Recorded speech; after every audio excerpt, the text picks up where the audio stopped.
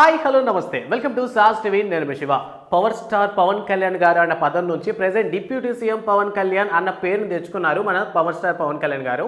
So ఈయన లైనప్లో వరుస పెట్టి 3 సినిమాలు ఉన్నాయి. ఇందులో ముఖ్యంగా జనాలందరూ ఈగర్గా వెయిట్ చేసేటటువంటి సినిమా ఏదైనా ఉంది అంటే అది ఖచ్చితంగా సుజిత్ డైరెక్షన్లో రాబోతున్నటువంటి ఓజీ ఒరిజినల్ గ్యాంగ్స్టర్ అనేటటువంటి టైటిల్తో రాబోతున్నటువంటి ఈ సినిమా మీద జనాలు విపరీతంగా ఎక్స్పెక్టేషన్స్ పెట్టుకున్నారు. ఈ సినిమా నుంచి ఏ ఒక్క అప్డేట్ అయినా రాబోదా అని వెయిట్ చేస్తున్నారనమాట. సో ఈ సినిమాకి సంబంధించి కానీ చూసుకున్నట్లయితే జూన్ 2న పవర్ స్టార్ పవన్ కళ్యాణ్ గారి బర్త్డే సందర్భంగా సినిమా నుంచి ఫస్ట్ సింగిల్ రిలీజ్ చేస్తారని ఎదురు చూసాం.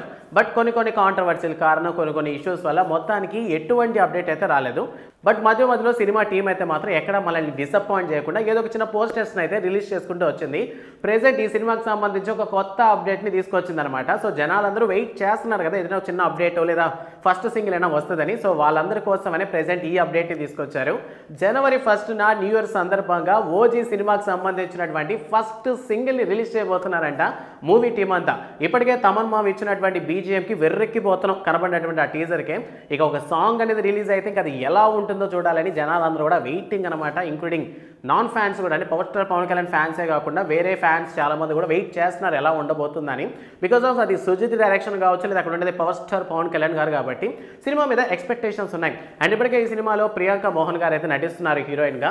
సో సినిమా మీద ఎక్స్పెక్టేషన్స్ మామూలుగా లేదు. ఎంత వెళితే అంత తొందరగా రిలీజ్ చేస్తే బెటర్.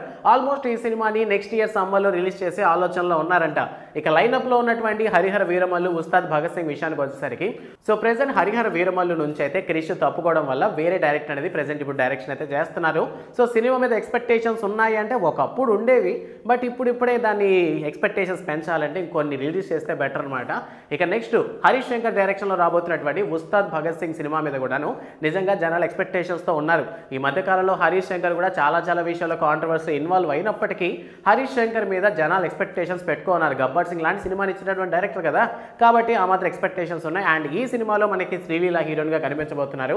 సో ఓవరాల్గా లైనప్లో ఉన్నటువంటి సినిమాల అప్డేట్స్ అన్ని వరుస పెట్టి తొందరగా ఇస్తారని ఆశిస్తున్నారు.